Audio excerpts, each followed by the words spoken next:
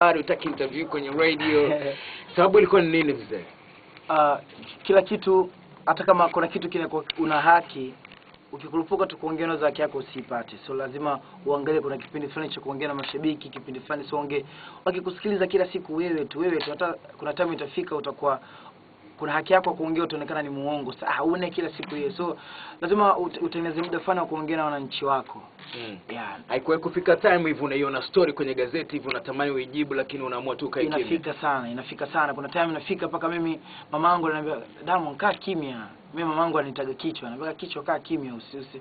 Yaani natamanigi kabisa ni labda nifanye interview hivi au nini, inaniuma na kuwa, lakini ananiambia you just calm down. Yeah. Okay. Inatokea sana. Nakumbuka siku ya kwanza kutolewa kwenye gazeti. Alafu story yenyewe sasa. Kutoka ndani siku hiyo nilikuwa nimekaa ndani tu. Wewe hivi vitu vimeweka kudisturb kikazi hivi labda ukafika sehemu hivyo utaona huyu jamaa haya. Uzuri ni kwamba tu mashabiki wamekuwa kuniamini sana. Wananiamini sana, wanajua kabisa vikiandikwa vizuri, unajua kabisa vizuri kwa ni vya Diamond. Vikiandikwa vya tofauti, unajua kabisa hii mtu katengenezewa, kwa sababu vitu vinavyoandikwa vingine na mimi viko tofauti kabisa.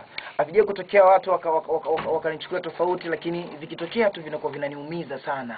Vinaniumiza sana, na kitu ambacho kinakuwa nakipenda kwa mashabiki wangu, ama kila kikitokea kitu kibaya ndo wanazidi kunikubali, anaona kabisa kama Story gani ambayo imekuumiza sana? Kuna story moja iliandikwa kuhusiana na mama yangu. Nijisikia vibaya sana, nikaona kabisa kama jamaa anapofikia sasa anakuwa anashindwa kumheshimu hata mama yangu mzazi. Sasa wanaandika mimi vibaya, sijisikii vizuri, lakini siende kwa mama yangu. Yule ndo alonilea, alonizaa. Sasa ikifika taisi kama mziki wangu namtukanisha na kumdharaulisha, nilijisikia vibaya sana. Nililia that day. Tupotezee hiyo story. Chanda Chema ngoma umefanyia wapi, nazungumzia nini? Chanda Chema mara kwanza kabisa nilifanyia UK. Nakumbuka ilikuwa mwezi wa 11 hivi.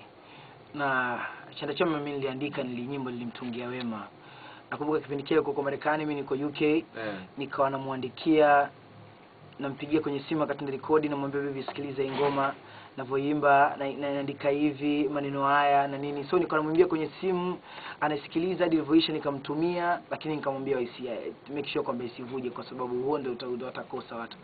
Ni nyimbo fani hivi ambayo nimeandika, maneno mtu yote anaweza kumwambia mpenzi wake, kwa sababu kuna maneno mengi yatatokea. Waisikilize. Okay, ngoja tusikilize ngoma. Napiga verse chorus kama kawis. Alafu baada ya hapo kuna swali litakuja kutoka kwa Diamond ambalo linahusisha hii ngoma ya Chanda Chema. Ni XXL, nipo na Vodacom ambayo inasababisha mpango mzima.